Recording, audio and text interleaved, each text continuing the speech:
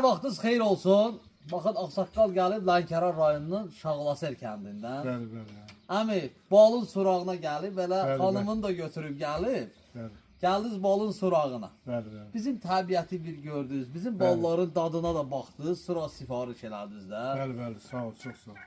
Necə bir təəssürat yaratdı bizim təbiətimiz, bizim ballarımız? Valla təbiətimiz gözəldir. Təbiət də gözəldir, siz də gözəlsiniz, siz balınız da gözəldir. Baxdım, təəccübləndim, həqiqətən gözəldir. Allah canınızı sağ eləsin. Allah sizə can sağlığı versin. Ən əsası bizim balların dadına baxdınız. Bəli, baxdım da. Özünüz də bizim bu meşə balından tərkibi gökə ilə zəngin olan meşə balından sifariş elədiniz. Dadı necə idi ballar? Gözəl, çox gözəldir. Dadına da baxdıq, çox gözəldir, qəşəngdir.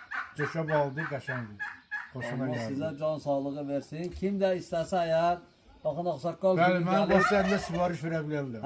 yerindəcə gəlib ala da bilər.